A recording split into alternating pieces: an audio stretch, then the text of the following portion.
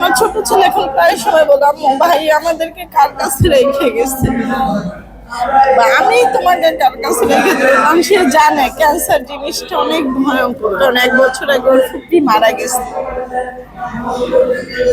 সবাই আমার ছেলের জন্য দোয়া করবেন। আব্দুল্লাহ বিন জাহিদের আম্মা বলতেছি, আমার ছেলের বয়স 16 বছর। 5ই আগস্ট সে গুলিবিদ্ধ হয়ে মারা যায়। আমার ছেলে রমিজউদ্দিনে সেকেন্ড ইয়ারে পড়াশোনা করতো। 5 তারিখ সকালবেলা ও ঘুম থেকে উঠে নাস্তা টাস্তা করে আমাকে বলে যে আম্মু একটু নিচ থেকে ঘুরে আসি। আমি বলছি যাও। ও যায় 12টার দিকে আবার চলে আসে। আইসা আমার পায়ের উপরে মাথা রাইখা সে ঘুমায় ঘন্টাখানেক। তারপর আমার নেট নাই, ডিশ নাই, নেট বন্ধ, ডিশ নেই আমার। তারপর সে নানুর বাসায় আমার হাত ধরে আমরা 3জন একসাথে যাই। যাওয়ার পরে ওইখানে দুপুরে আমি ওকে নিজ হাতেই ওই লাস্ট খাওয়া দাওয়া করাই দিই।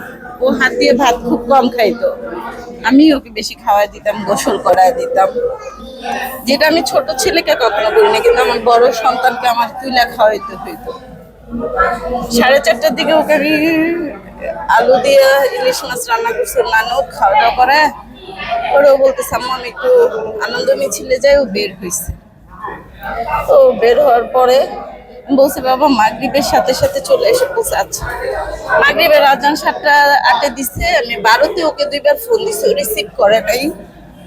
19-এ একবার দিছি, ধরে নাই।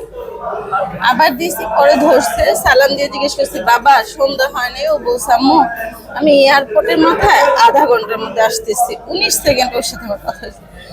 8টা 10-এ মহিলা মেডিকেল থেকে খবর আসে যে আমার ছেলে গুলিবিদ্ধ।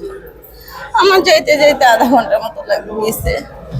আমি যাই দেখি আমার ছেলে নেই। তো ওইখানে ডাক্তারকে জিজ্ঞেস করলাম যে ও জীবিত আসছিল কিনা।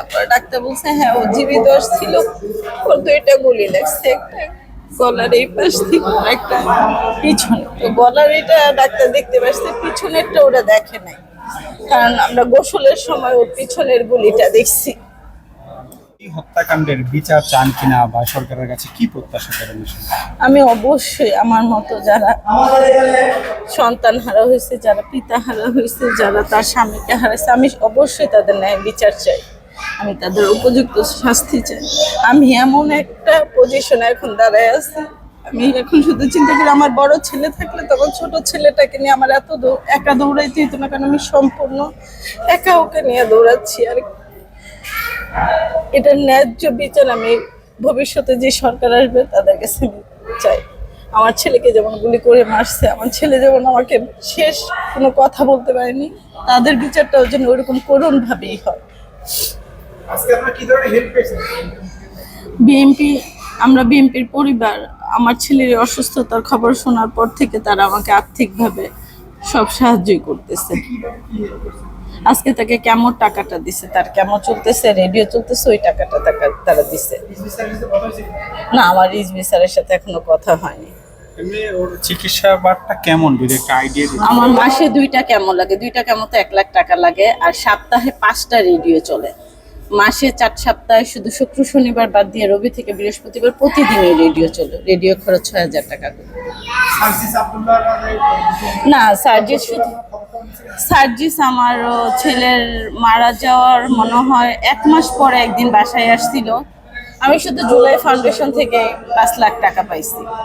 হ্যাঁ, জামাত থেকে কিছু পাইছি, সুন্নাহ ফাউন্ডেশন থেকে 1 লাখ টাকা পাইছি। এই না এখনো না, এখন পর্যন্ত আমার সাথে যোগাযোগ হয়নি। আমার অলরেডি আমার ছেলের পিছনে 18 থেকে 19 লাখ টাকা চলে গেছে, কারণ প্রত্যেক সপ্তাহে ওর মোটা অঙ্কের একটা টেস্টের খরচ লাগে, মেডিসিনের খরচ লাগে।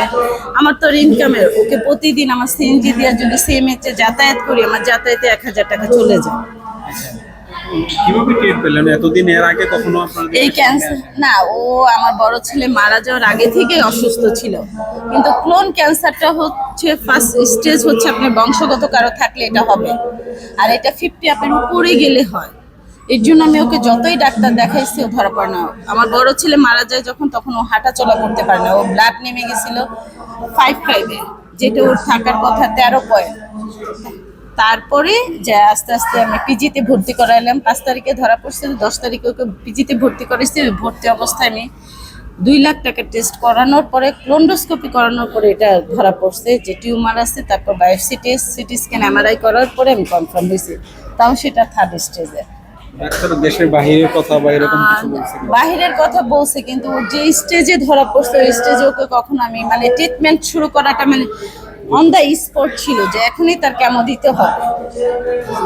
তারপর আমি চাচ্ছিলাম আমি নুরজান স্বাস্থ্য উপদেষ্টার সাথে যোগাযোগ করে তারা আমার একটা আর্টিকেল লিখে খবর দিয়েছে, বলছে বিয়ার করবে, এখন পর্যন্ত কোনো কিছুই না বলছিল। আমি তাদের কাছে বলছি আমার কিচ্ছু লাগবে না, শুধু আমার সার্জারিটা যেন তারা সিঙ্গাপুর নিয়ে করায়, কারণ এটার সার্জারিটা সবচেয়ে ভালো হয় সিঙ্গাপুরে।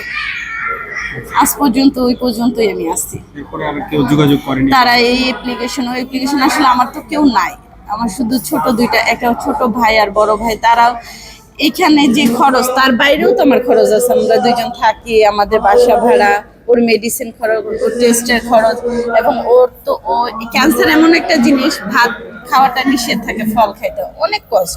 এটা মুখ বলা যায়, অনুমান করাটা অনেক কঠিন, যারা এটার ভিতর দিয়ে যায় প্যাথিক আসলে প্যাথিক। মানে